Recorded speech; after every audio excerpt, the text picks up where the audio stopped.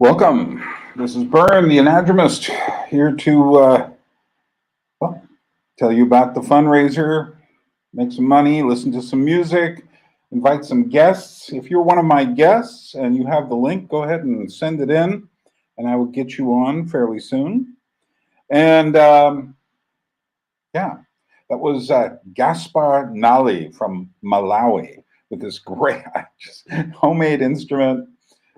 Plays a couple of notes, and it's just absolutely beautiful stuff. That's the kind of music I like, just like pure. I like all kinds of music, but that kind of thing really tickles my heart because it's joyful, it's real. So while I am waiting, it looks like I've got I have more than a guest here. I have some cash that's just come in, another $10 from Michael. So we might as well put that on the big board. And in fact, speaking of the big board, let's go over there and see what's happening with the fundraiser, part one.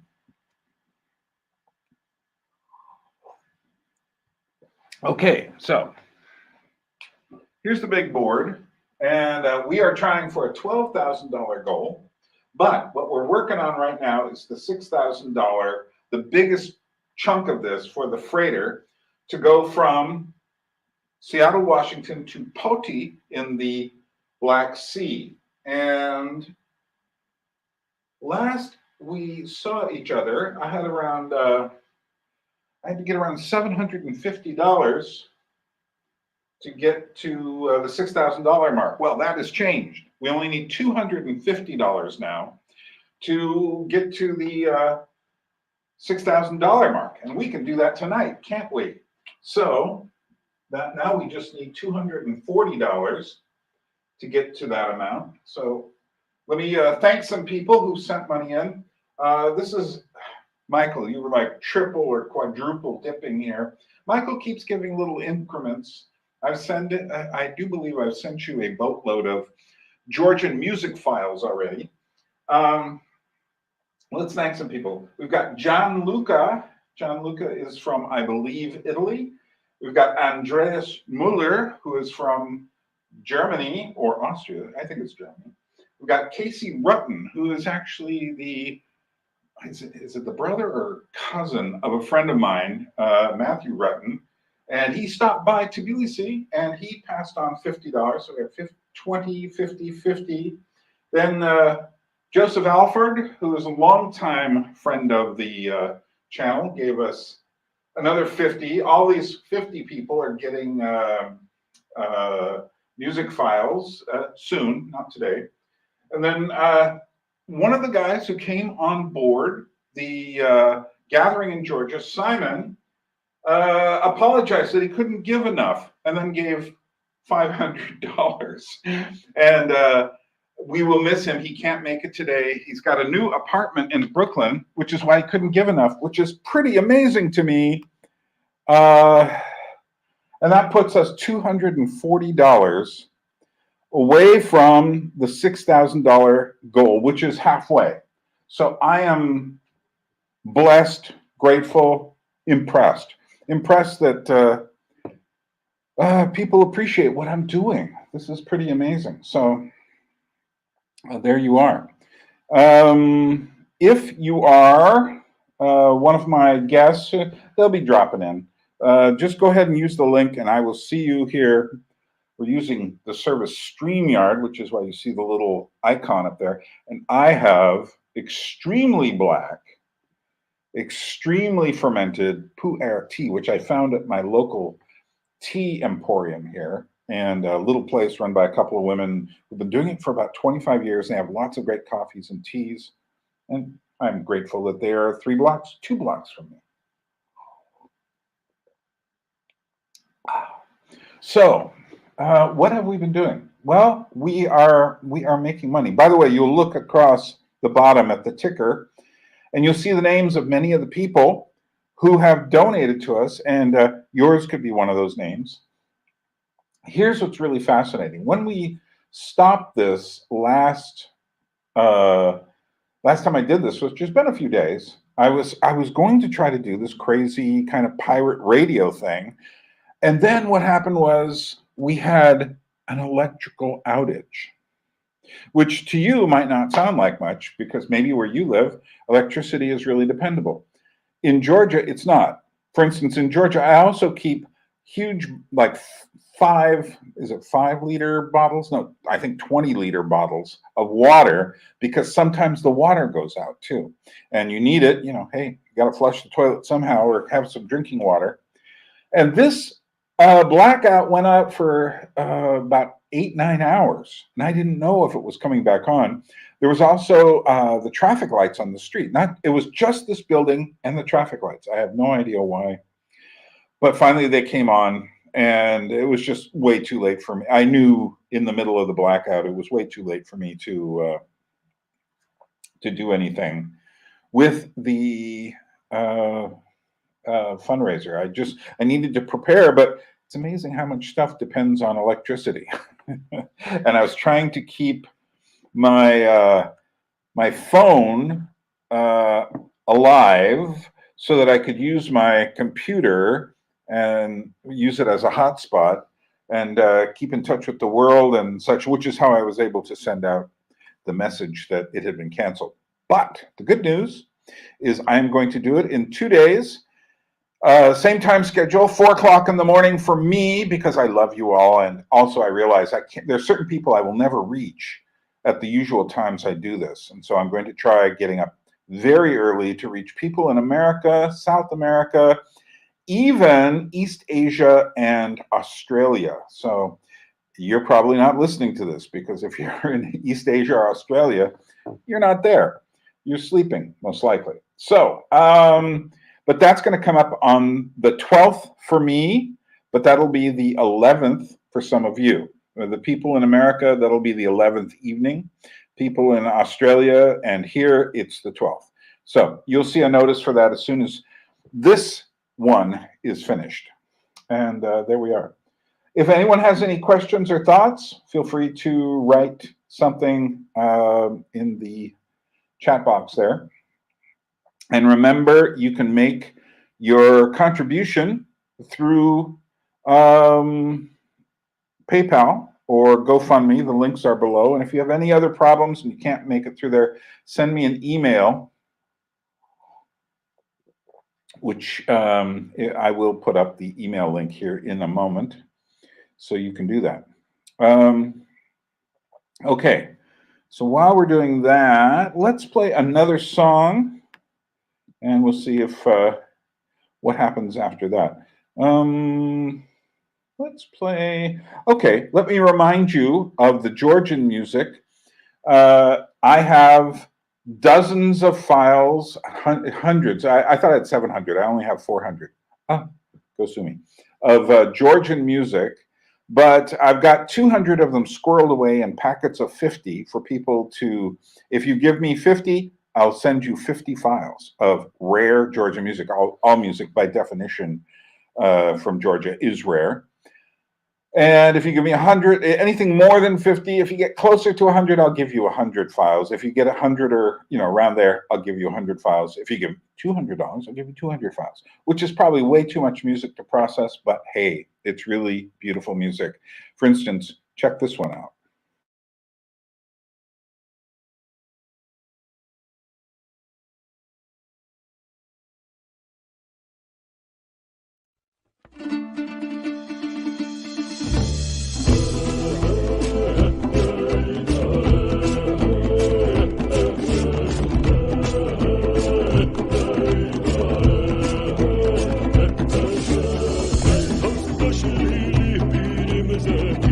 Sakhla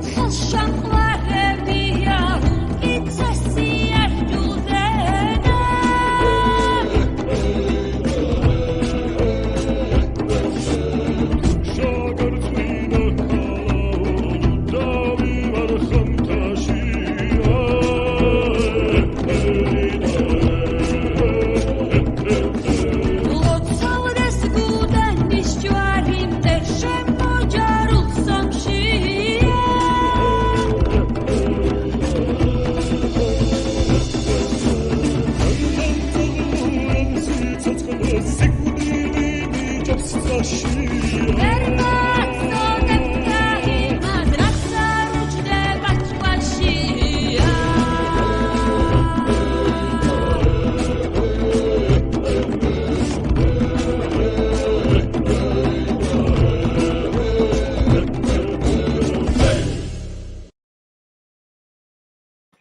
you are. I have no idea what the name of that group is, but it's a lovely Georgian folk song with some pretty simple videos, but nice. Set in, there are these fortresses up in the mountains here like that. And one thing I wanted to point out was I was starting to say this and then didn't quite do it. When we ended our last session, was Kieran's $50, and then kind of sliding in there was Nathaniel and Michael with one of his little sums. We're having some fun, and the rest. We had 50 people, so we've gotten to, and so it's about 5 more. 55 people brought us to almost $6,000. We are $240 away from it. So that is a pretty incredible. Now, here's the thing.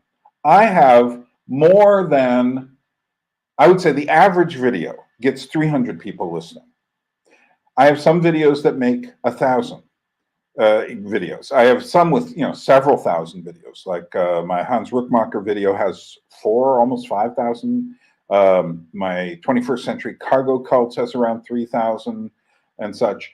The How We Got Here series all has multiple thousands. So if you're any of those people, do feel free to contribute through the PayPal link and GoFundMe. So it looks like Teddy is here, and let's add Teddy into the mix. How are you, Teddy? Hello. How is life where you are, without going into too much detail? Because if you said much about it, we would be here a long time, I am afraid. It's relatively peaceful at my end. Yeah. I live in the south, but I live on the other side of the south. Okay. So, Teddy, for those who don't know, is from Israel. So it's a time. So it is, and it caught me exactly when I still was in Georgia. Yeah, it started while you were still here. And I think you and our Georgian friend Lasha understood the severity of the event much more than I am. Well, yeah, you were saying this is one of those 1 in 10 year events where it's turned out to be quite a bit different than that. Yes, I haven't understood how big of a scale it was and how it affected the local population. Yeah, no, it's created all sorts of strange things around, particularly in Western Europe and in the Americas. There's been lots of just strange protests. Suddenly, who was on the left and who was on the right suddenly just re-scrambled again. And so interesting what happened to my family. Well, my family was very distressed. I have 2 aunts who live in Russia. One of them escaped from Russia when the war started, because she relied on her payment from her son who lives in the States, so he couldn't send her money. Right. So she escaped Russia, and they lived in St. Petersburg.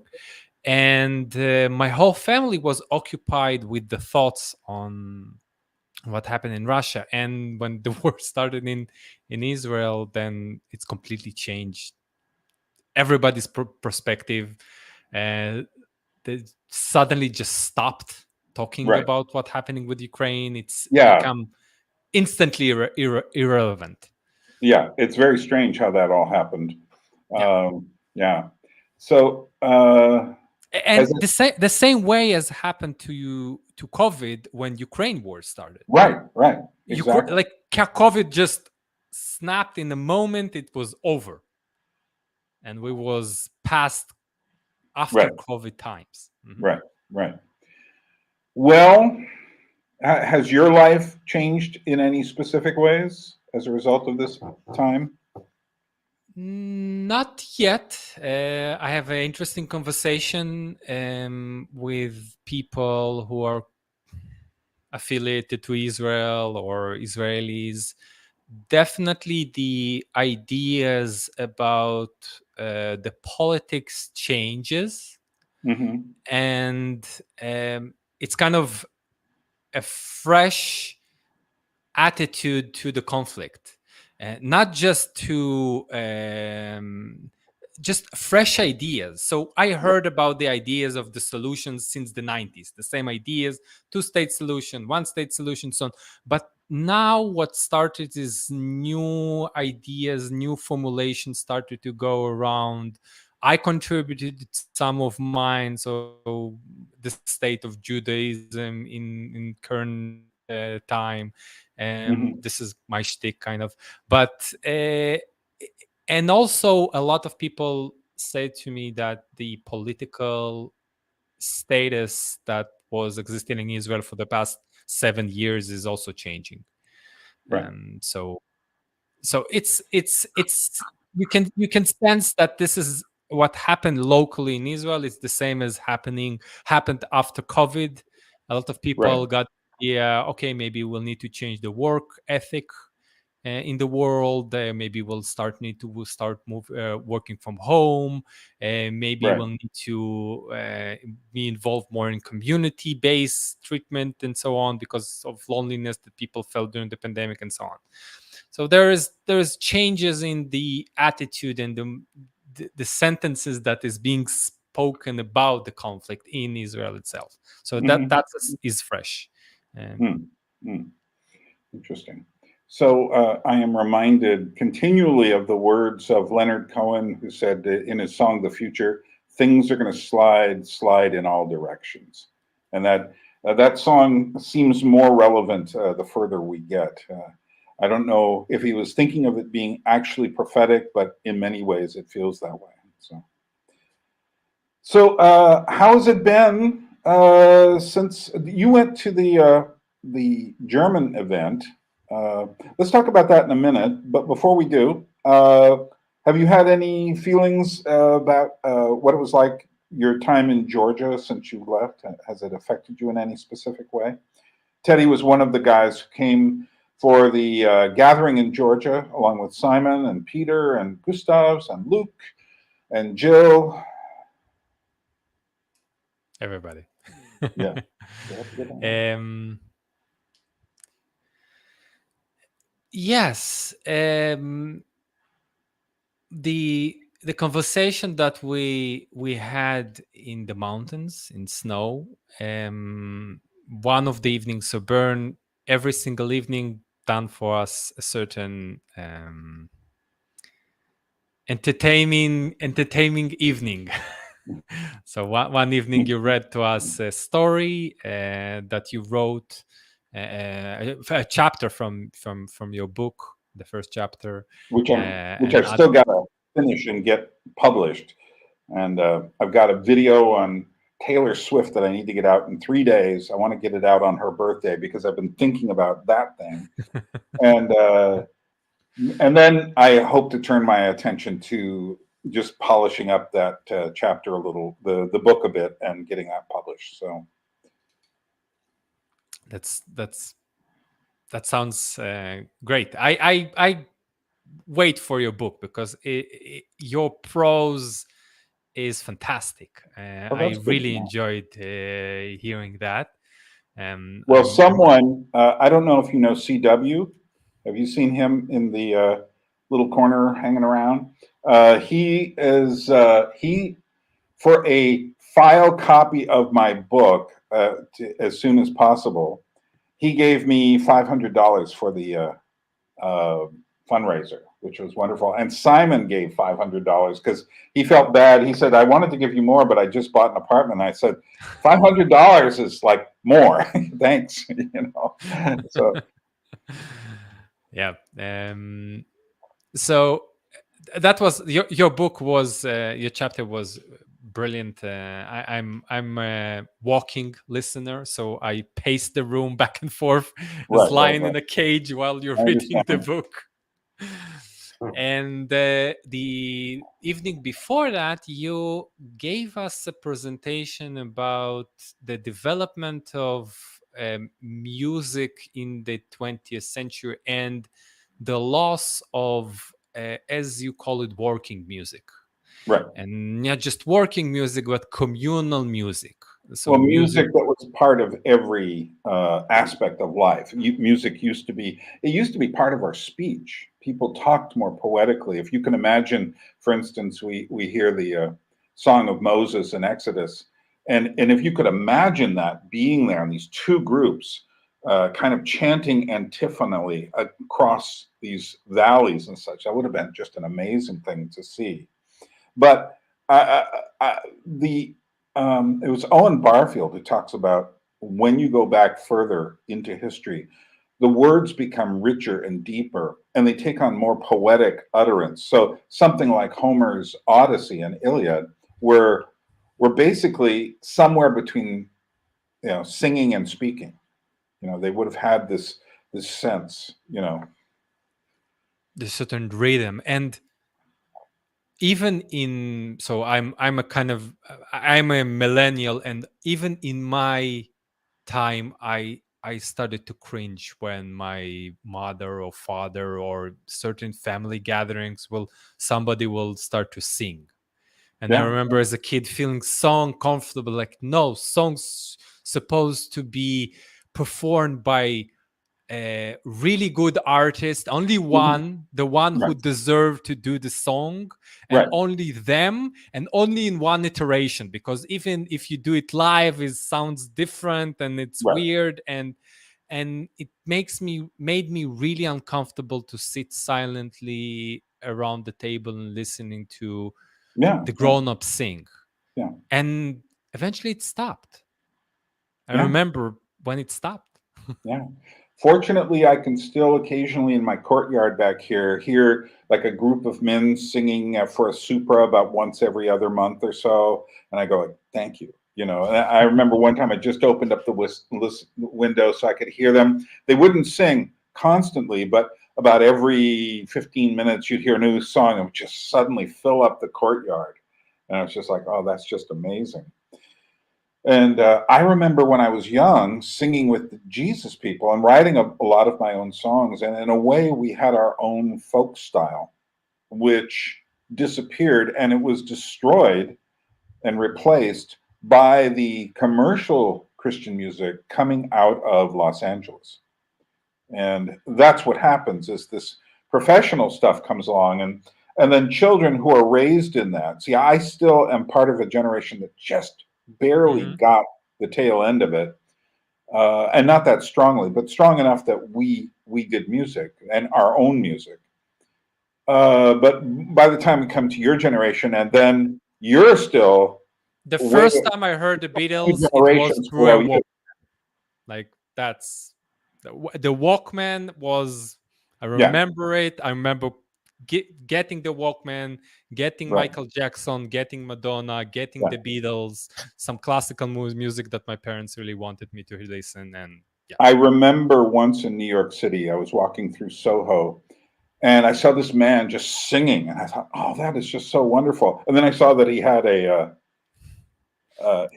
Walkman on or Yeah. something, and he was just singing along with a piece of opera. And then I said, "Oh," I thought he was actually singing, but he's just singing along with something. Before we get too far here, let me remind everyone what we're doing. This is a fundraiser to get my funds to get my library from Haines, Alaska to let's see. Okay. From Haines, I just got a message from Jill apologizing because he won't be able to be here, but he already gave, so I'm cool with him. And I didn't invite you here to give; I invited you here to talk. I don't care actually, if everyone. I know Luke's a bit tight for money. I'm not asking for anything, but of course, everything is welcome. And so we're trying to get my library. Actually, let me switch cameras here for a minute and show you what we're doing here. And then we'll come back and talk some more about music and other things. So this is the big board, I don't know if you can see this up here, but it says $12,000. This is the overall goal. And this is what $12,000 has to buy. A freighter from Seattle, Washington to Poti in the Black Sea in Georgia. And that'll cost around $6,000. And this is all these estimates, with the exception of the airline ticket, are from a company called Lasare here in Tbilisi, who are out at the airport. And what's interesting is out of the $6,000 freighter goal, we're only $240 away from that. Hint, hint for anybody out there. And so the other three costs that are also need to be paid are, there's a barge that has to go down the coast from Haines, Alaska, 1,000 miles, and I don't know how many kilograms is that? Kilograms? How many kilometers is that? From Haines, Alaska to Seattle, way down the coast, and that's $2,000. Then once the barge gets to the coast here, I need to get it on the train and with a truck to get to my door. And here's the scary part. It has to go through customs. And that is a wild card. I have no idea, and no one can tell me, because it so much depends upon the guy who is the customs official at the time. But anyway, I'm budgeting $2,000 for that. I hope it works. And then I need to get from here to Haines to deal with all of my stuff, put it on a container, and then come back to Tbilisi. That's going to be about $2,000 airline costs. So we're almost to the halfway point, and we've almost got the freighter covered. So I am pretty excited by this. And if anyone's out there, and hey, Ups, how are you doing?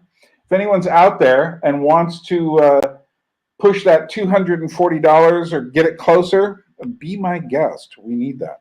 So, okay, so that's where we are. And what I'm going to do right now is, one of the other things we're doing is, I am giving anyone who gives $50 or more, I have hundreds of Georgian music files that are rare and hard to get. And if you get $50, you get 50 files. If you give me $100, you get 100 files. If you get something in between, we'll work it out. If you're closer to 60, yeah, that's 50. But if you're closer to, like, if you're 80 or 90, I'll just give you 100. And if I've got 4 packages of 50, so we can go to 200 or more. I'm going to send Simon 200 of those. So let's play another song. Actually, this time I'm not going to play you. Hold on a minute. I'm not going to play you a Georgian piece.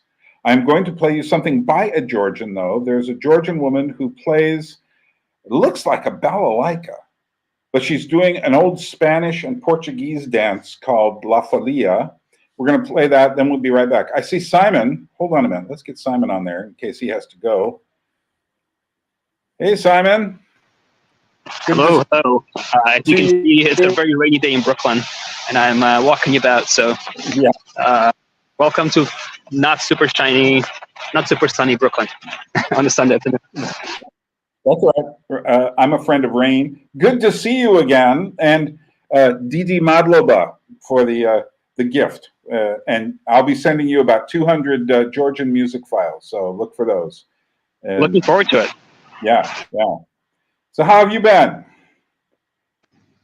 Excellent, excellent. I've been traveling about a bunch, thinking about our trip. Yeah, to anyone who's considering coming to Georgia, you definitely should. It's an amazing country, amazing people, and definitely worth the trip. Yeah, great. So you were hooked. Yeah, yeah. So it looks like you're on the way between places right now, and you're going to keep doing. How long do you think you can be on the air? I can stick around for half an hour. So okay. if I can jump into conversation at some point, I will. It might be difficult for the next couple of minutes while I'm traveling, but I'll hop in. I'm going to play a piece of music right now, and we'll be back. See you and Teddy in just a moment. Here is La Folia by, I can't remember the Georgian woman name, but it's definitely a Georgian woman playing the balalaika, playing a Spanish, Portuguese Baroque dance on the balalaika.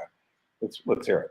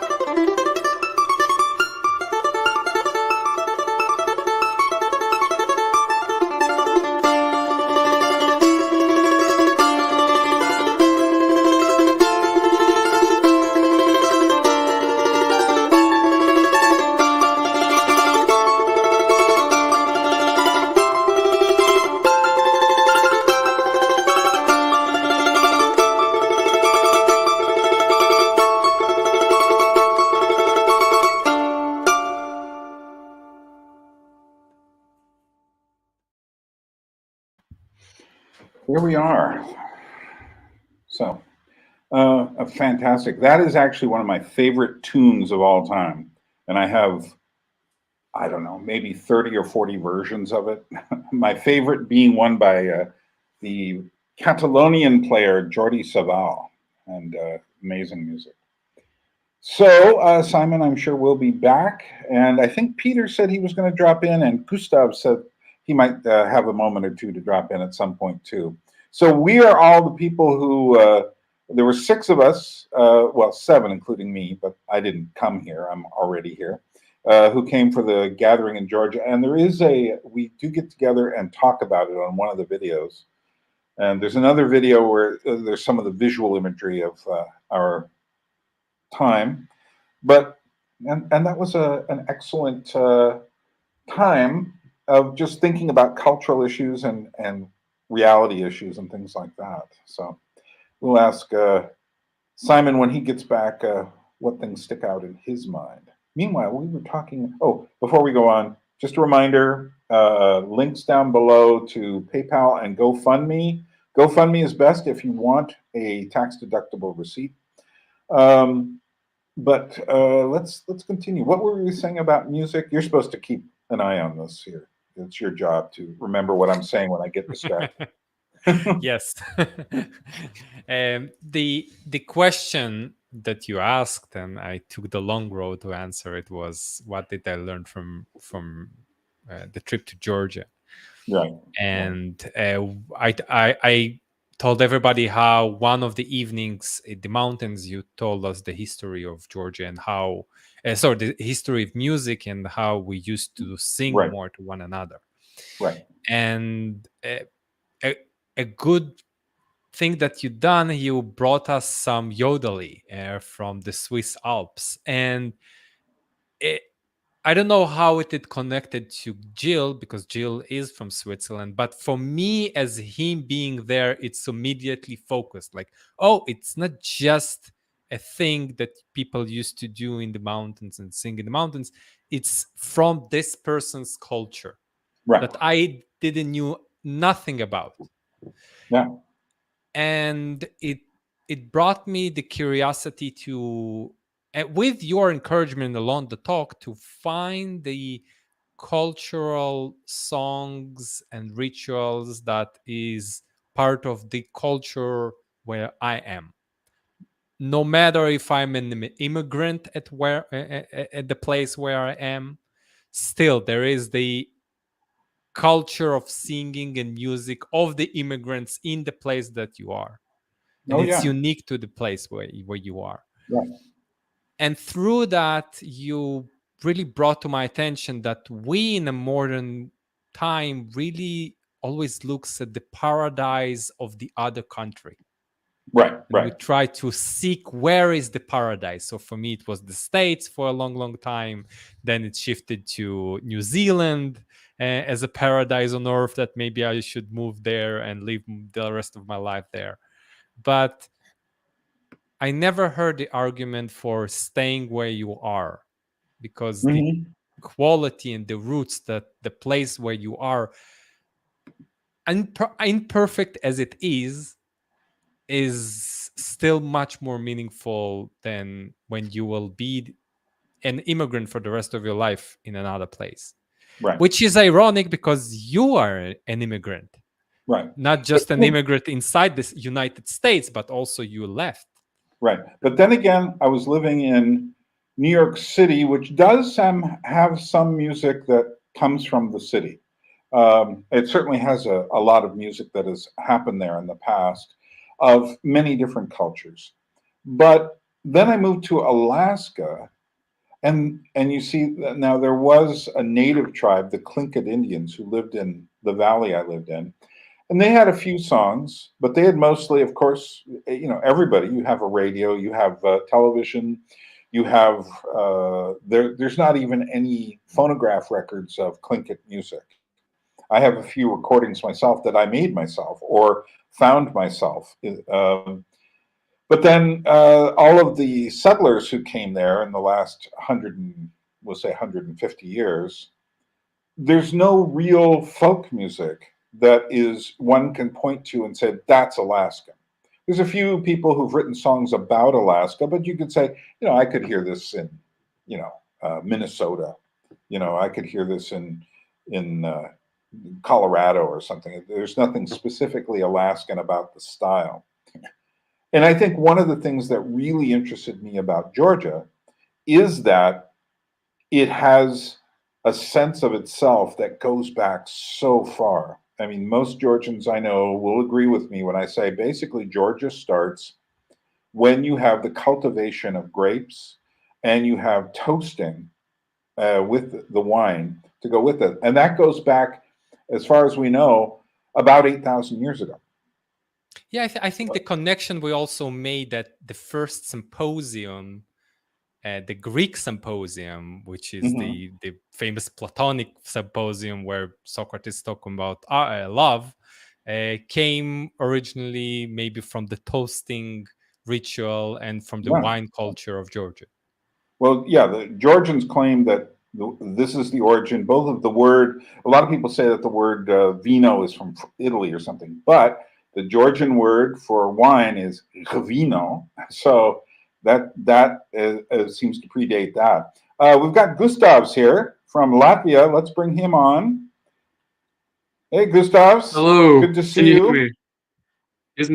We hear you. Is my audio working at all? Okay, perfect. Yes. Good to see everyone. Hey. It's not exactly working with your mouth, but we hear you. So maybe you're wearing a mask. Oh, wait. Okay. So I was just talking with Teddy about some of the things that he remembers from his time visiting Georgia. Have you had any things that have stayed with you from your coming to the gathering here last October? I think what has stayed with me the most is let's say like how intense it was, but then the retransition back into normal life has been a big thing for me, I guess, like because it was really, really intense, and just how full of like inspiration and energy was when I got back. That's really something to remember. And also, yeah, it's sort of a little bit like a dream, like a good dream, like a dream that you smile about when you remember it because it was nice.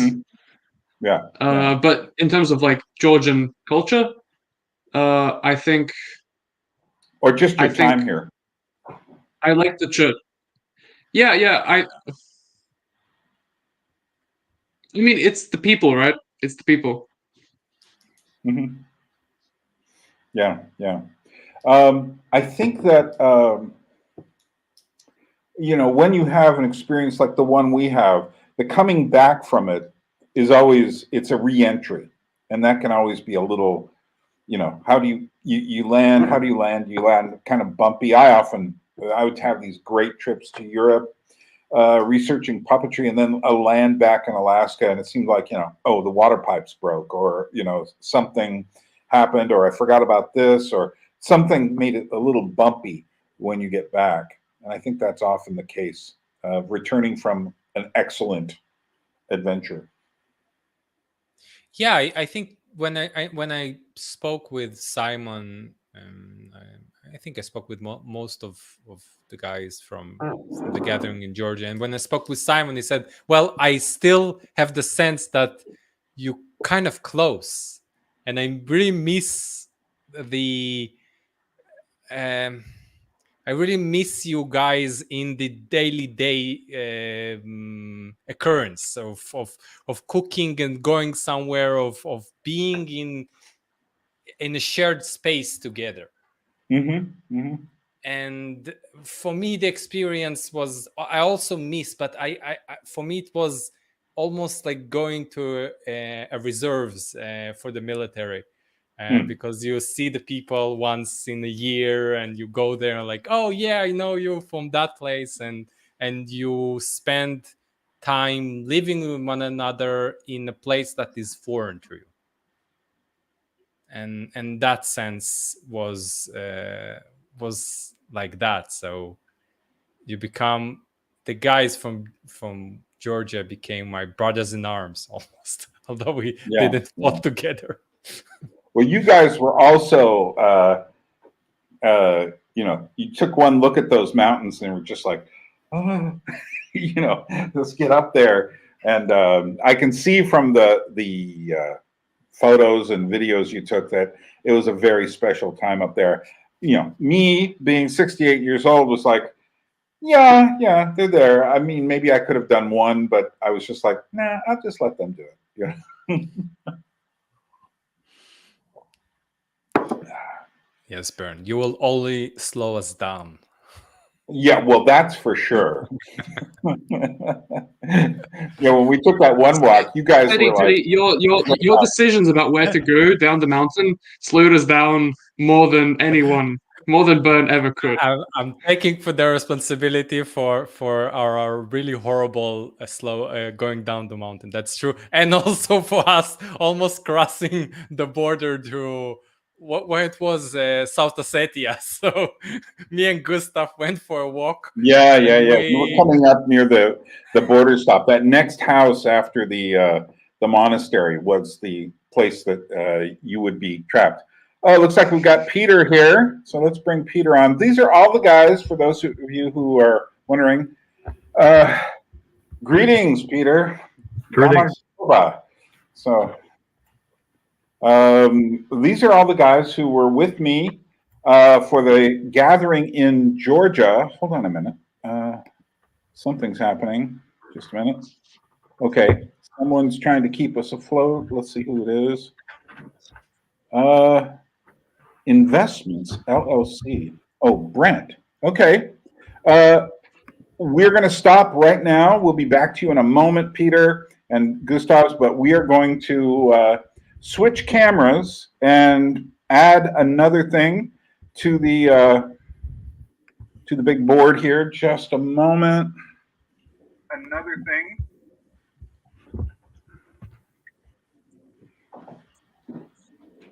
Okay. So, Brent just contributed $100, which means we are only $140 away from the freighter working. So there you are, $140 more, and the freighter will take my stuff from Seattle, Washington to Poti. Of course, the problem is it has to get to Seattle, Washington, and get from Poti in the Black Sea coast to here, and then I have to go there and get it. So there's other things. But that once we get there, we are officially at the halfway point. So we're only $140 away from that. So that is great. Byrne, where is Poti? Poti is, well, Batumi is the big Las Vegas, Dubai thing on the Black Sea coast down near Turkey. Poti is a bit north from there by, I don't know, maybe 100 kilometers north or not even 50 kilometers north or something like that. So, and I'm kind of glad that my stuff doesn't have to go through Batumi and look at that on the way here. So, at least the stuff got to Georgia. Well, we have enough funds to bring it to Georgia. Well, it's not in Georgia yet because we still have to get it from Alaska to Seattle, Washington. So it's not going anywhere until it can make that distance. But that's another $2,000. But we're trying, once we get to the freighter cost of $6,000, of which we are only $140 away. And if you feel like giving, PayPal link and GoFundMe below. If you need some other way, let me know. So Peter from the Netherlands, Gustav's from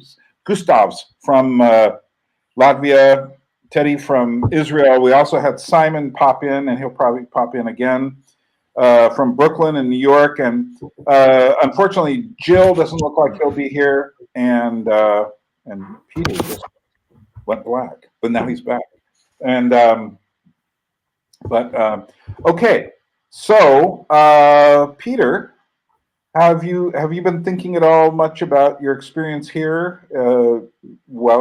Has anything stayed with you from your time here in Georgia with the gathering? Yes, certainly. A lot of things. Um, some of your lessons, which you already talked a lot about in your videos, is solidified about relations, importance of relations, and that we have to become thick, self-thin.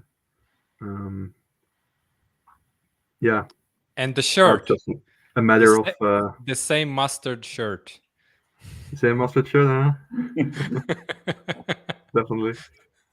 I think now it's just a matter of acting it out in our lives.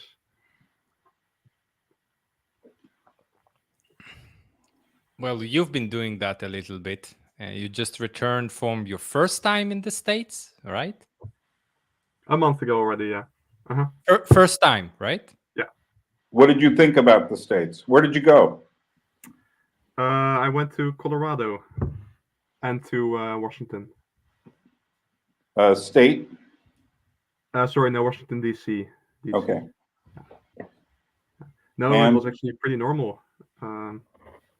Yeah, I didn't see anybody with peanut butter on their belly in the Walmart, so not as crazy as I imagined.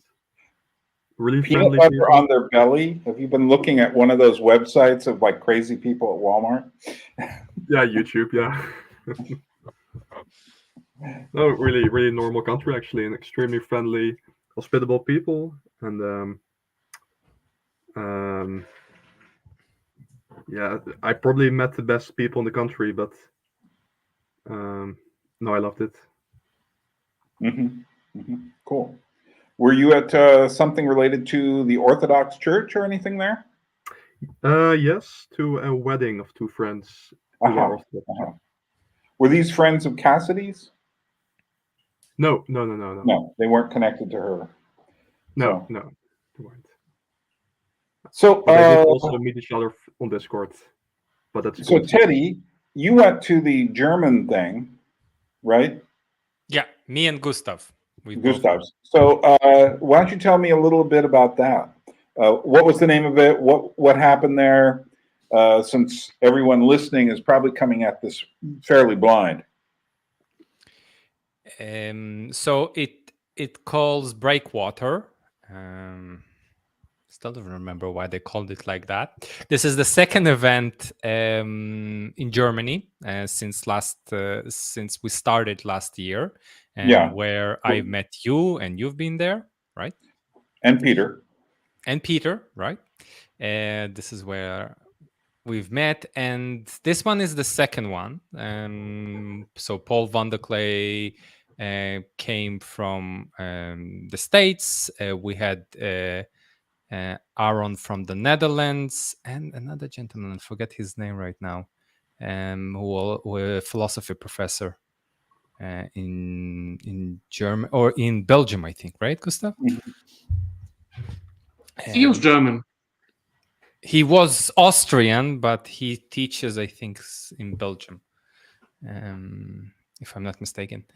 And it was a 3-day event, mostly conversation with one another. We heard we participate in some workshop where we exercise some speaking with one another, and not the protocol that Paul van der Clay developed, which is the SGRE, but another one that's called fishbowl. So it's kind of one group sit in the center and you kind of entering and exiting the conversation in a very symposium style, Socratic style. It was very the thing. I think for me and Gustav, we talked a little bit about it, that we were so full from the event in Georgia that when we kind of arrived there with our cup full, right? And it didn't contribute more to the experience of developing thoughts. For me, it was really nice because I saw friends and got to communicate with them, which I miss them so much. But from ideas and from just that, like, no, I Do you think think if there would have been a few months between it, that you would have processed Georgia and you could have shared the things from Georgia in Germany? maybe so, maybe, yeah, maybe you're right. But well, you cannot choose when the events are going to happen. Yeah. But Well, definitely, yeah. you thought you had room for dessert. There is always room for dessert, especially if it's a good German dessert. But apparently not. And next year they planning to continue the tradition, but next year it's going to be in the Netherlands, not in Germany. And we want to support the community in the Netherlands, so the event's going to be there. So that's a conclusion of what happened in Germany. Right. Let me just remind a few people here. We are collecting funds. Wait a minute. I've got something happening here. Let's see what this is about. We are collecting funds to get my library from, Peter. Very good. That makes it easier. We are collecting funds to get my library from Haines, Alaska, 12 time zones across 2 oceans, no matter how they do it, to they'll probably go from across the Pacific, through the Indian Ocean, up through the Suez Canal, across the Mediterranean, into the Black Sea. Just incredible journey. And someone said, so you need to donate a lot of money in order to cross the Suez Canal. Yeah. I'm hoping we don't have the same problem we had last year with that freighter that got stuck wedged in there. That was pretty good. Okay, let me switch cameras here and just write this down, and we'll see how this works. So we've got Peter, thank you. Welcome. And this is $40 US for okay. So we've now got, okay, Peter, 40. Okay, we are $100 away from the $6,000 mark. And that is very good news. We are doing quite well. All right, so almost halfway.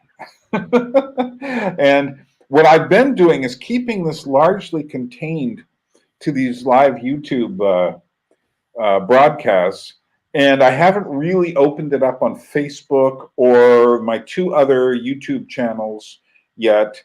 Well, 2 of them. There's 2 other ones that they just don't have enough people to even worry about. But yeah, so I'm very impressed. And here's the thing: right now we've got about almost 60 people have gotten us to $6,000. And almost, I think actually it would be 60 with when we get 100 more. And that's pretty amazing considering that my average video, I mean, the videos that don't do anything get about 300 views. So I consider this, I've got 300 radical followers. Well, radical's the wrong word. 300 loyal friends out there who follow the channel and will watch me do update videos and things like that. And then we've got, I mean, a good video will get 700 to 1,000 views. So the Barbie video that I put out earlier this year got up to 1,000 within a week or 2. And then I've got some videos, like the Jonathan Pajot got 10,000, but I certainly don't expect to repeat that unless I get him back on again, which I'm waiting until I finish The Cute and the Creepy before I invite him back, because I think that would be a good subject for him. But yeah, so basically, yeah, there's another 50, 60 people out there I know who are going to donate. So that's what we're doing. Byrne, So may I what do you ask do with the you library? a question? Yes?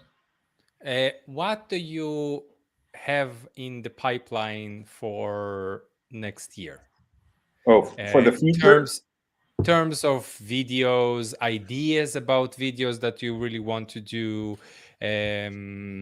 certain things like that. Right. Well, right now I've got 2 Taylor Swift videos. One I'm putting on the Anadrome, which is going to be, they're going to be shorter, but one will fit more on the Anadrome, and it's going to be a review of who she is and why she's become very important. But also, it's not going to be like oh, Taylor Swift is so great. It's going to have some very critical edge to it. And then the one that I put here on the Anadromist will be basically, it's something like Taylor Swift, Christian, witch, or God. Because I saw her movie and I saw all these people in Georgia, all these young girls dancing in the movie theater. And this was a month after the film came out, when you guys were here. And I didn't go to see it until after my friend Paulette came at the beginning of November. And the theater I was in was like more than half full, and the girls were just going crazy. And I'm going like, what is going on here? So I've got to deal with that. And Taylor Swift's birthday is 13. She's really superstitious, so I'm going to try to get it out on her birthday, just to do that. Then I do have to finish up The Cute and the Creepy. Here's one thing I am going to do, and this is for everyone listening out there. I'm going to very soon make a little announcement to get the kind of videos I got last year for New Year's. And that is to say, people summing up what their year was like. And last year, Teddy, you gave me like a 20-minute one when I asked for 5. I lived with that. What can I say? What can you say? A lot. But I'm going to do that again this year. A lot of people seem to like that. It was an interesting idea, and it was a way of kind of bringing people from the channel together to summarize how their last year has been. So I'm going to do that.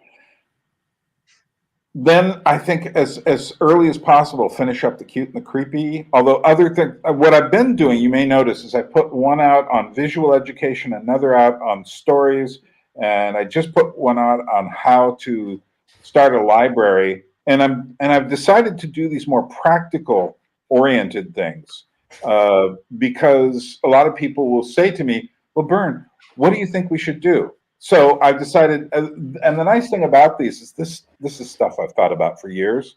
So all I have to do is just sit and write it, speak it, add a few images, and I'm ready to go. It doesn't require what the other stuff does from me. Then in the back of my mind has been this very large, and I've been reading about this stuff and watching videos and listening to people and thinking about my own experiences for a long time. I've got a tourism and reality, or travel and reality, series coming up. And there's a woman who wrote a book that I've read. Her name is Lucy Lethbridge. It's called Tourists, and it's a kind of a British perspective on the origins of tourism. Spoiler alert, there's always been a degree of unreality to it. And so I'm going to interview her. I hope she agreed to it, but life, people get busy. And then I'm going to basically, that's like going to be like a 6-part series. So I'm hoping to start getting to that probably after. I'm looking to go in March, late March, to get my stuff in Alaska. So, but before then, getting The Cute and Creepy, as far as bigger series, is there. Then there is lots of other stuff. I have lists and lists and lists of things. And I'm going to make more like movie reviews and retool some of my older videos that are dealing with the media for the Anadrome channel, and just kind of build that up over there. So I still don't really get the Anadrome channel, what the exact difference is with the Anadromist, and also why the name is so similar to the Anadromist. Yes, because they're kind of like twins. Because I've got a certain amount of material. One thing I realize is I've got a lot more media-oriented things I can do, and things I can do relatively quickly. And if I put them all on the Anadromist,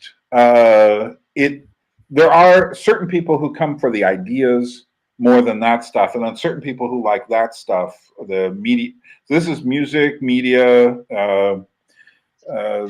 and that kind of thing. Music, movies, media, the arts and such will be more on the anadrome. Although there'll be, like with the Taylor Swift thing, I think the religious implications of Taylor Swift is more of an anadromist discussion.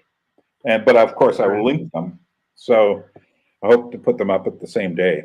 So the anadromist is maybe more anadromology, and the anadrome is more anadromography.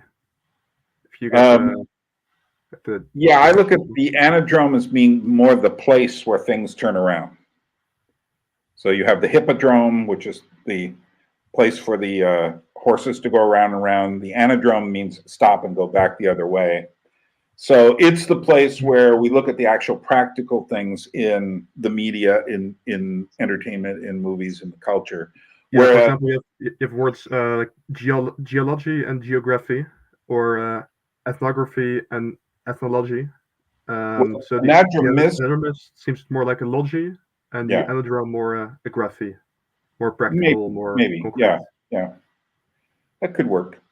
So you're thinking about it more than I am. Okay, well, let me play another piece of music here. And just a reminder, if you want to contribute to the fundraiser, we need $100 to get to 6,000. That's just like incredible. So that could be you. We're going to play a piece of music here. Let's see, what kind of music should I play? I'll play another Georgian piece. Oh, this is one. This is one you guys will all appreciate. This is from some footage I took of the Arisioni dancers practicing, and this will remind you of your time visiting. Arisioni is a music and dance troupe that has been in Georgia for over 100 years, and they very fortunately let me watch them practice, take videos and photos of them. And these guys had a chance to come along and watch some of their practice. So we're going to do that. And if you want to contribute, if you want to fill in that $100 gap to 6,000, I don't know what we're going to do when we get there. Something exciting, maybe. Then use the PayPal link or the GoFundMe link below. GoFundMe is good for if you need a tax-deductible receipt. But meanwhile, here's Arisioni practicing about 4 minutes worth of it.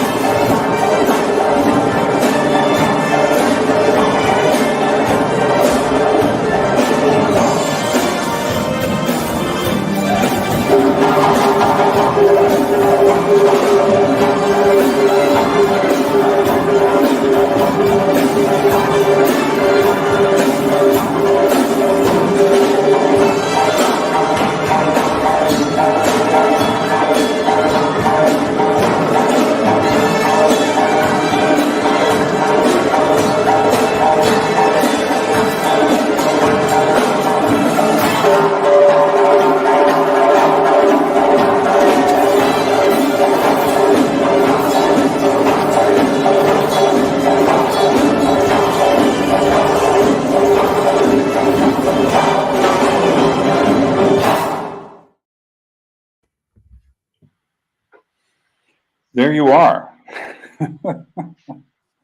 Well, Teddy, thank you. We now You're have. welcome.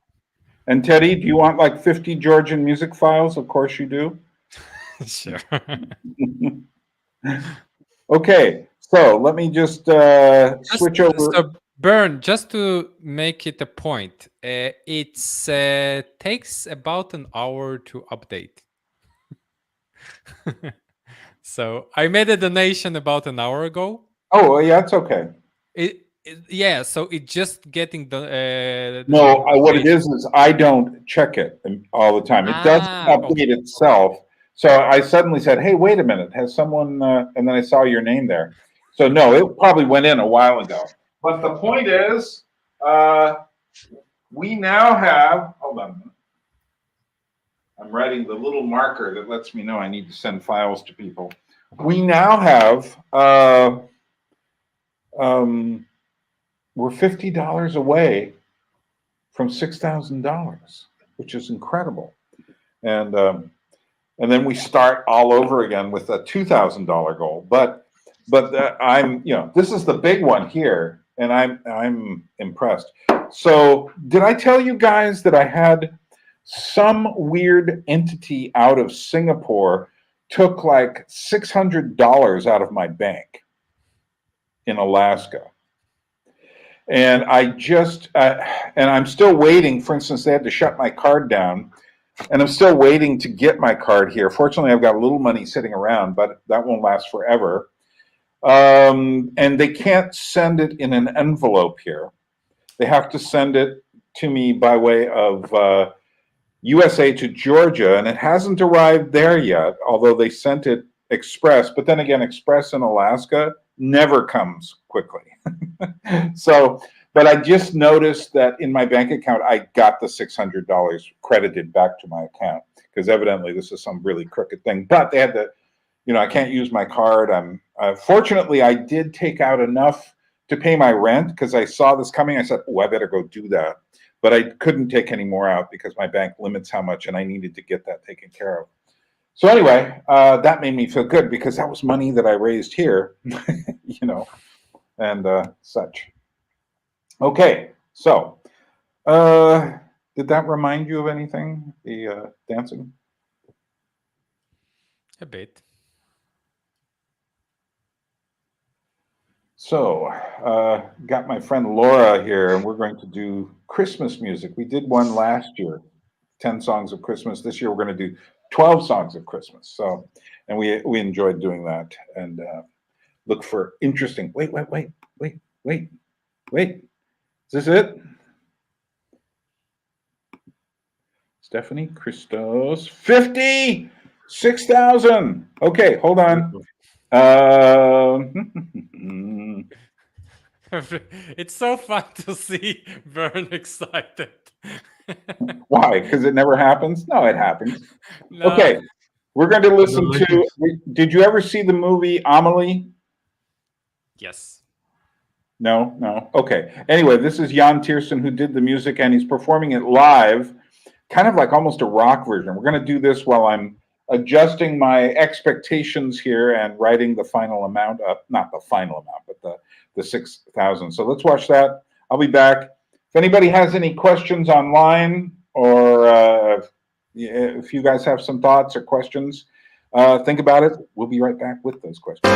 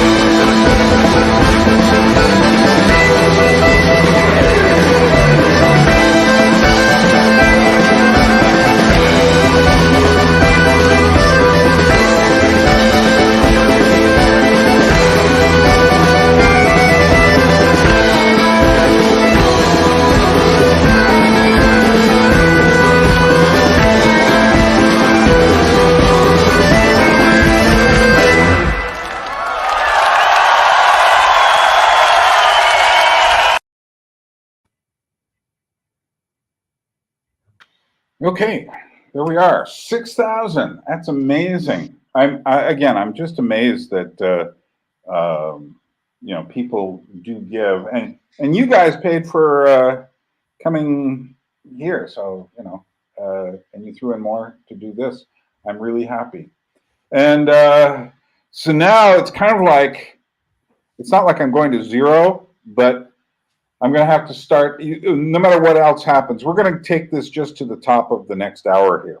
So, and do that. But whatever happens, I'm like, okay, now the freighter is like blackmail. Because it's like, hey, I got the freighter money. I got to get the stuff it's going to cost $2,000 to get it from Haines, Alaska. Can anyone, Gustav's, Peter, Teddy, can anyone tell me how much 1,000 miles is in kilometers? 1,600.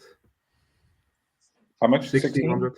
That's what I thought. So 1,600 miles, 1,600 kilometers down the coast from Haines, Alaska to Seattle.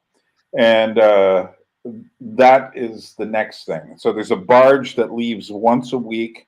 Haines, Alaska is on a port 70 miles up fjord from Juneau, Alaska, the capital. And once a week, the barge comes, and it takes a week to go up or down. So that means that whenever it goes, it's going to take a week to do that. Then it's going to take about a month to go from Seattle, Washington to Poti in the Black Sea, hopefully not getting stuck in the Suez Canal.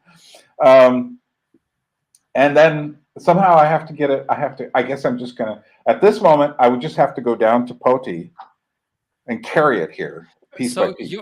The book's passing 3 of the biggest chokes in the world.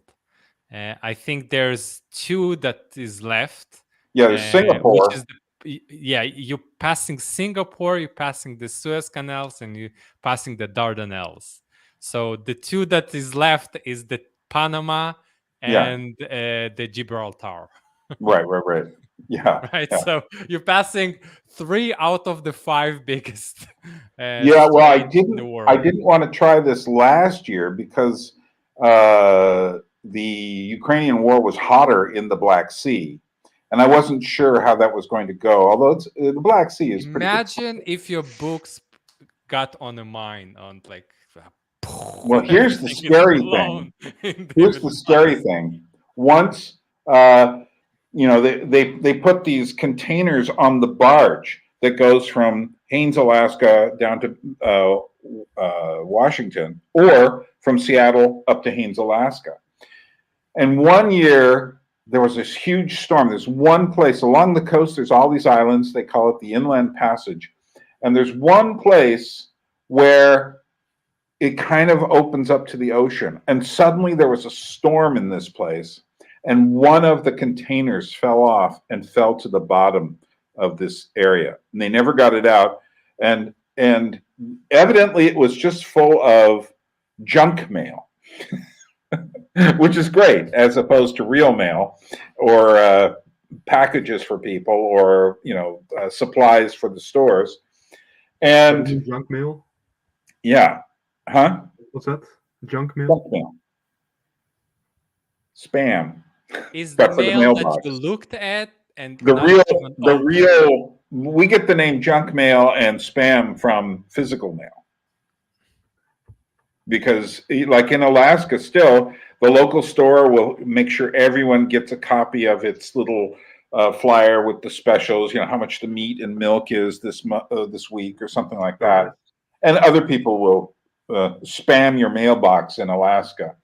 So, but anyway, that's what fell, that kind of thing. So, but I think, what if that happens to my box? And I thought, what if it, something happens in the middle of the ocean? I just go, well, I guess God wanted that to happen, because I'm going to probably spend a few good minutes going like, oh my goodness. And then, but okay.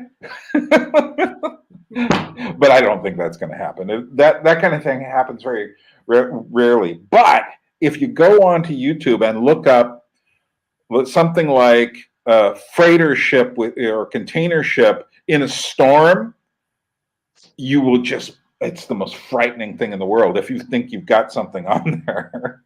Because the storms are bigger than the ships.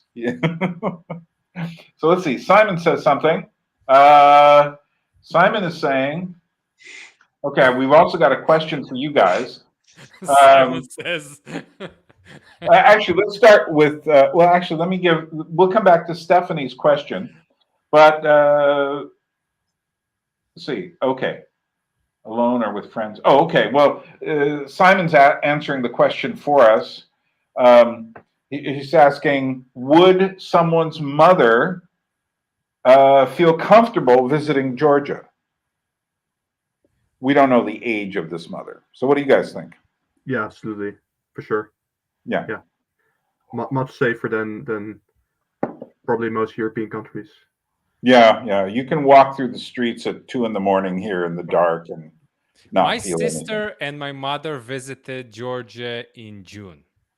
Okay. So just before we came, and they've been to Batumi, and it's a resort for mainly Russians, and Israelis. So I think Yeah, it's she safe. says her mother is 60. Unless she's a really old 60, I don't see any problem with that. And so 60, I'm 68. I don't have any problems. So I'm a guy, but still. The main thing though is how much. Oh, Batumi. Oh yeah, forget about Batumi. Thanks, Simon. She was saying, what about Batumi? Yeah, why go to Batumi? Would you take your mother on a trip to Las Vegas? Because that's essentially what you're asking, or Dubai. Combination of Las Vegas and Dubai. Wait a minute. Something else is happening here. Okay. Ooh. Laura, you are upgrading to get the Georgian files, aren't you? So Laura, who's already given $25, is upgraded to, hold on, we're going to switch cameras here. She is upgraded to another 25 to get her 50 Georgian music files.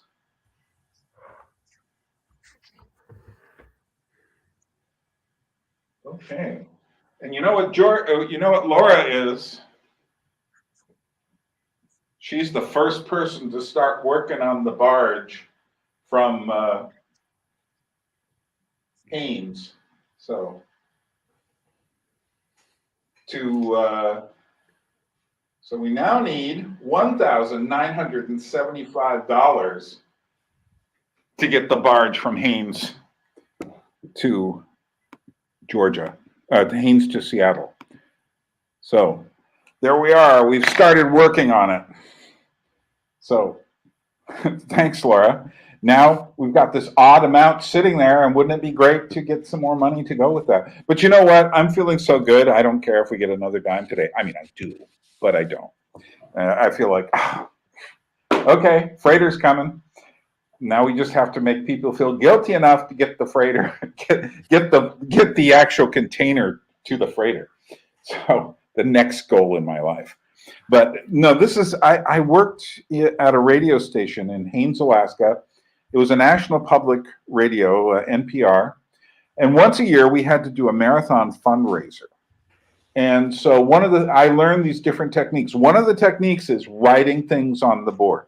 Now I could simply type it down here and give you some kind of scroll or something, but it doesn't look as cool as when you have to actually go up there and write something.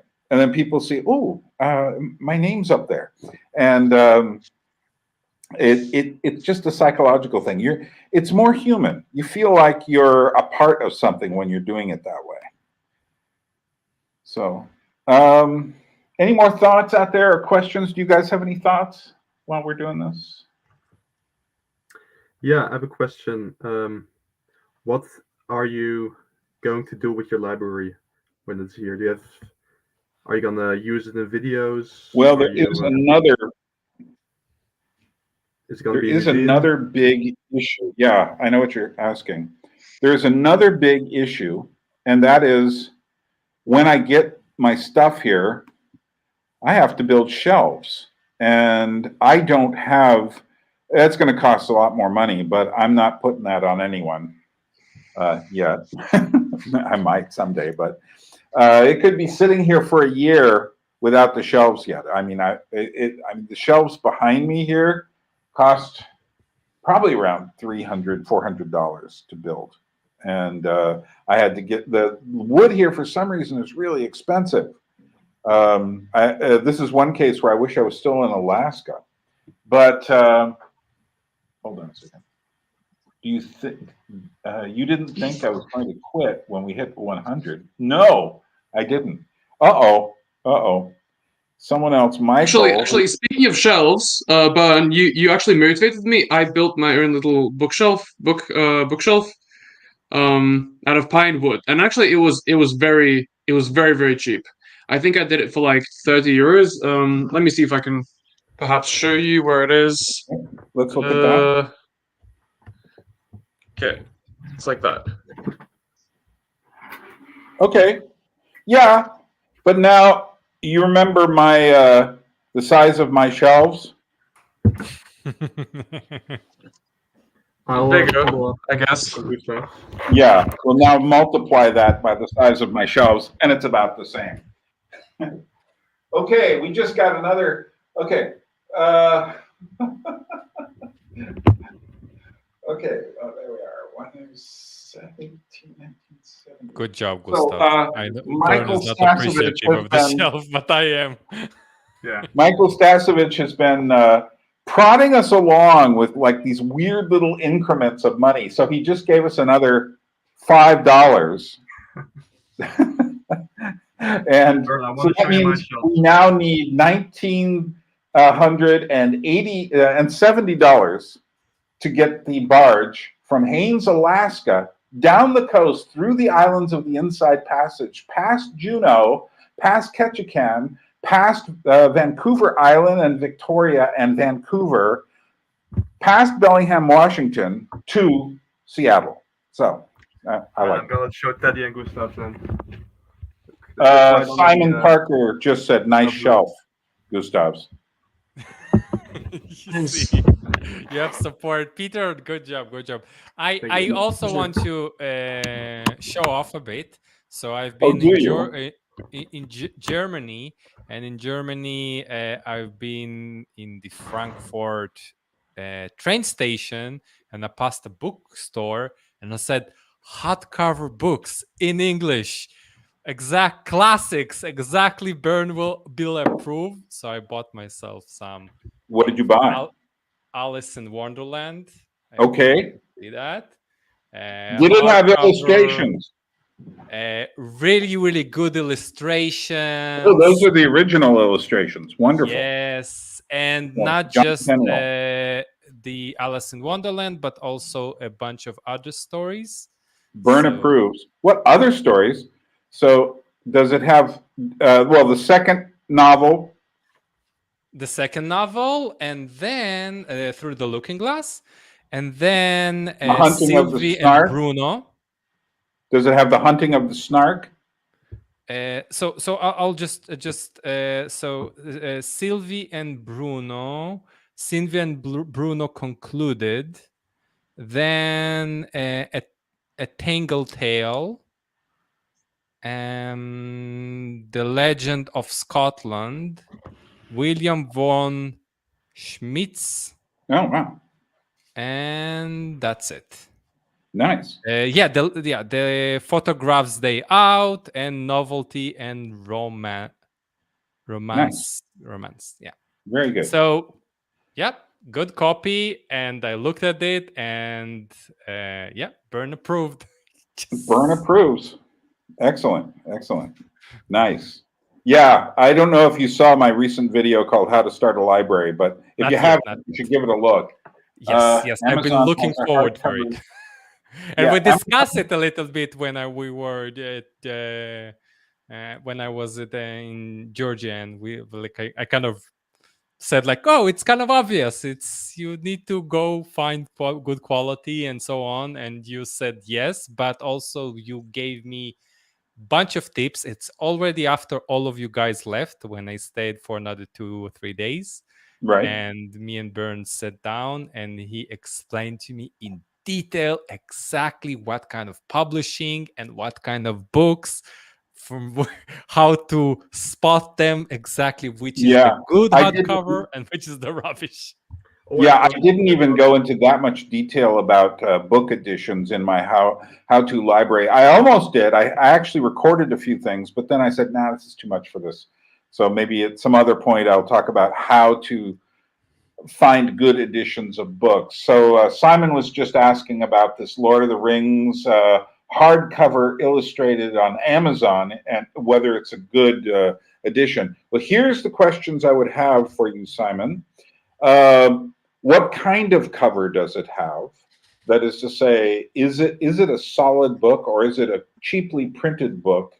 Who did the illustrations? That's important to know, and you need to look at them and see whether they look good to you or not. Because sometimes, I mean, you don't want to get the brothers Hildebrandt illustrations for that because they look really cute and cheesy. So you need to look at the illustrations. You need to see how it's bound. And one way is if Amazon doesn't tell you, look up the book in another place and see if you can get any inside information on the book. And how many pages is it? That should be at least 1,000 or so pages. And if it's the red edition, that's a good one, the old red edition, but I don't know which version. Yeah, you got the red edition there. That's a good edition. So this is the Lord of the Rings, and this is the Hobbit. It's 20 years old. Okay, illustrated by the author. Good. Did you see the? Hold up your Lord of the Rings edition again, Simon. Look at his Lord of the Rings edition. It's without illustration. So it's the Hobbit, the same edition, but right. Hobbit, which is. I have an English edition. That what is that one? Yeah, I have an English edition that's in this series. What is that? Is that Hobbit? Yeah, this is the Hobbit.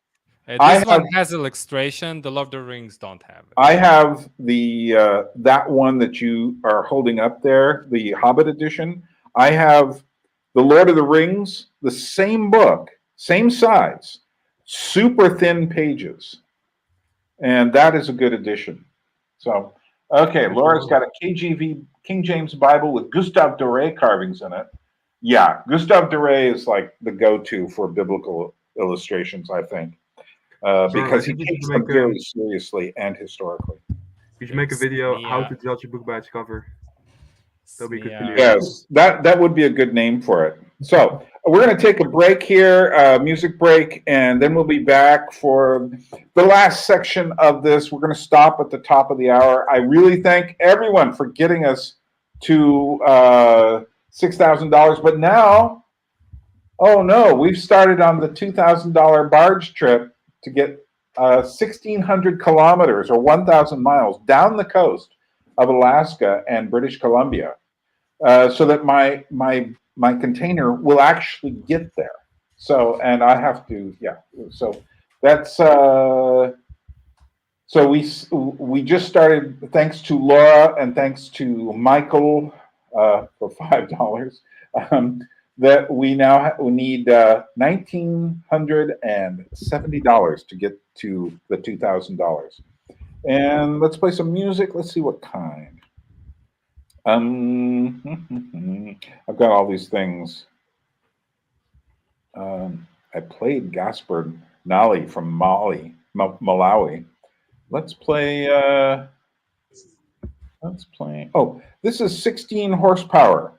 16 horsepower was a very interesting band from Colorado, and Eugene David Edwards is the main singer, plays a bandoneon, I think, which is a very large Argentinian accordion. And this song is called American Wheeze. This is done live. And they were like an American Gothic band, and he was a Christian, but always emphasized the darker aspects and not the super praise song side of Christianity. And he was really respected in the secular world as well. So here is David Eugene Edwards from 16 Horsepower playing his bandonion, doing a piece called American Wheeze. And we'll be back right after this with the concluding section of our discussion, our reunion from some of the members. We've got Simon, who's popped in on the chat and did pop in briefly. Not bad.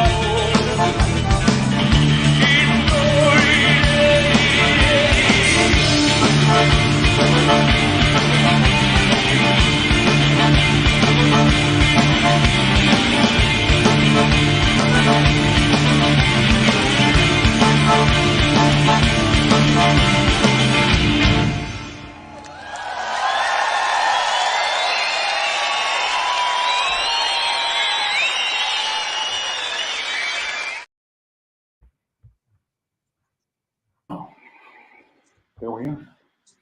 Okay, so just a reminder, we are going to spend till the top of the hour with you, another 13 minutes, and we are trying to raise money.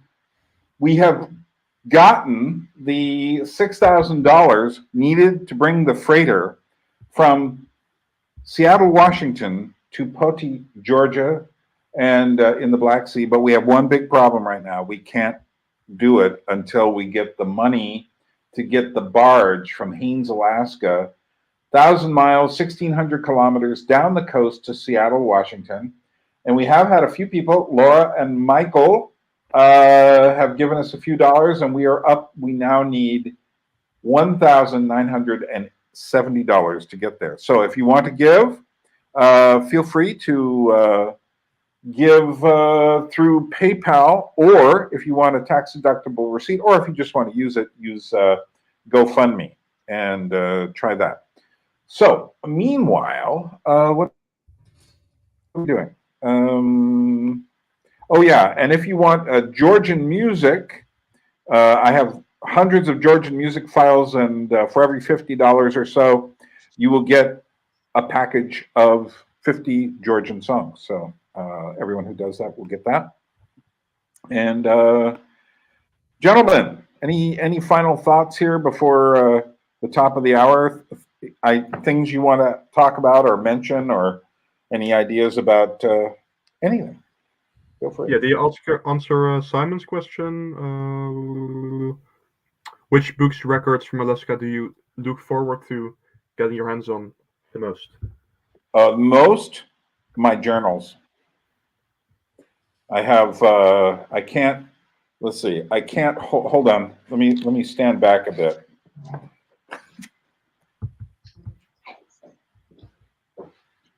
You see me? Yes. Okay.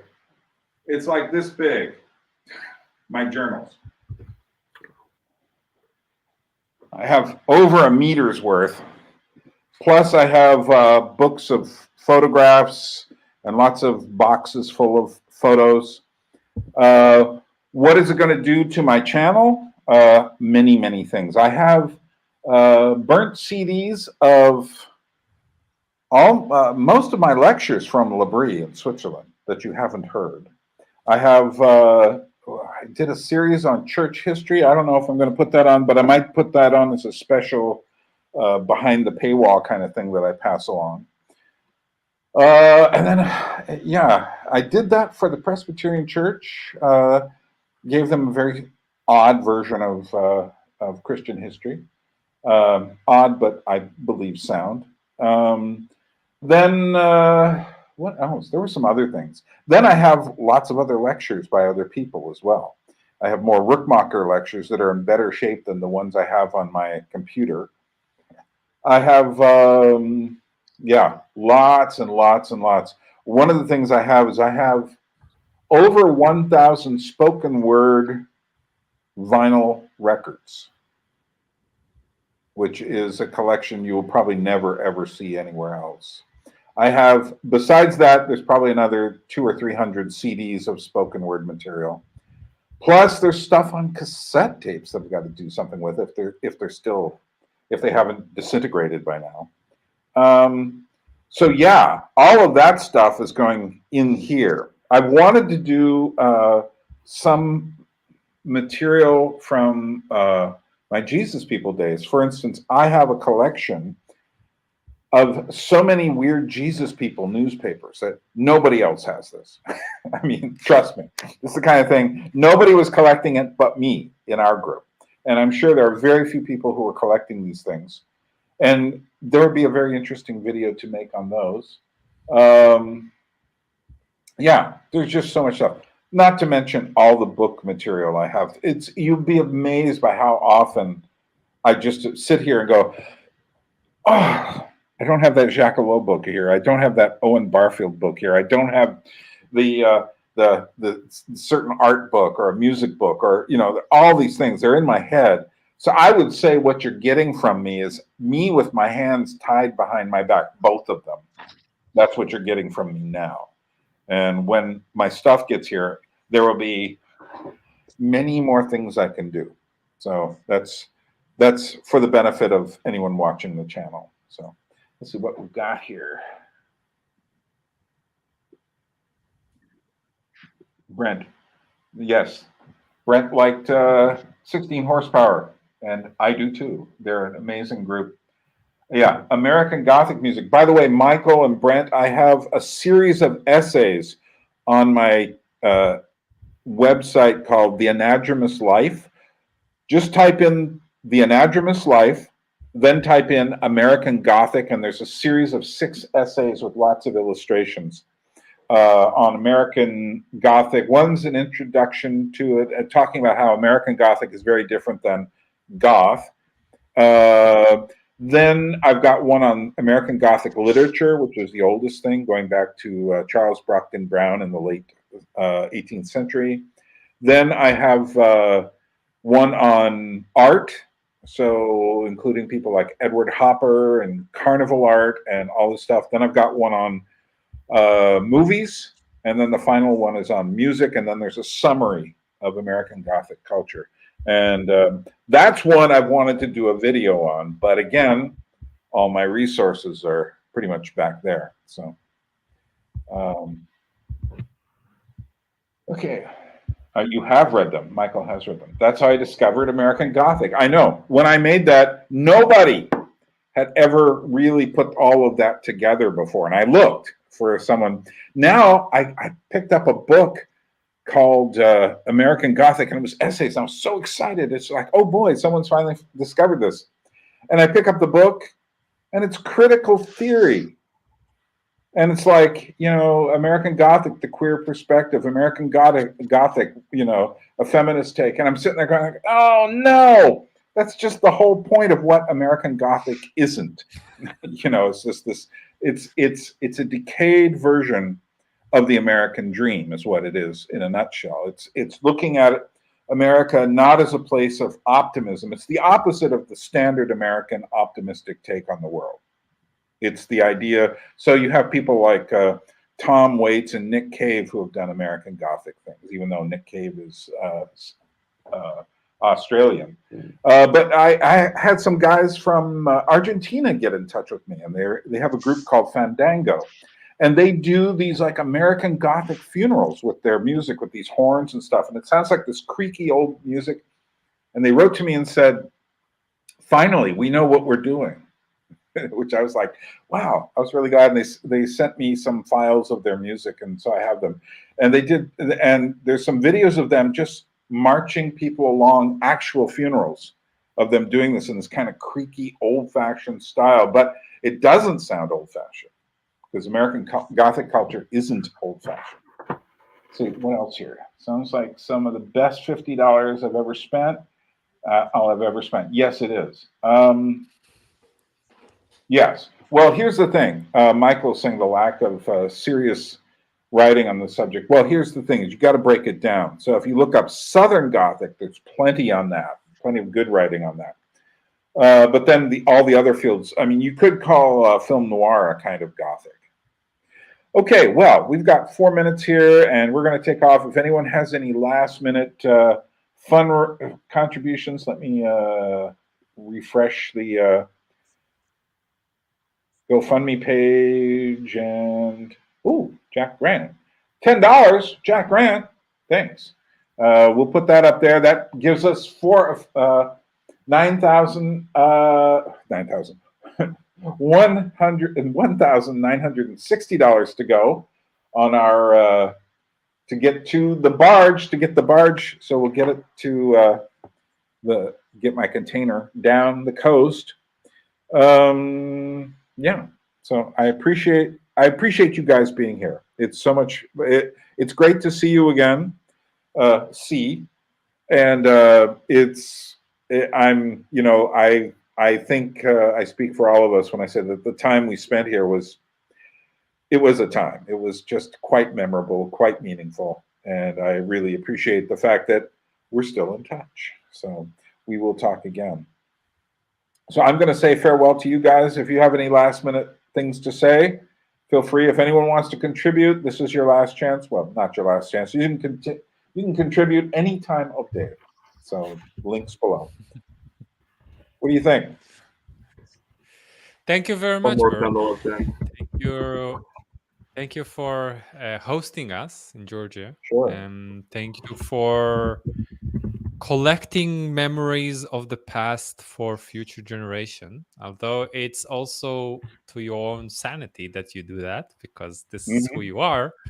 But it's also for us, in a sense. And I think I'm speaking for all of us that we feel that you collect something of value for us. Yeah. And I want to thank you. Thank you. Thanks for coming aboard. And draw a beat, as we say in Georgia.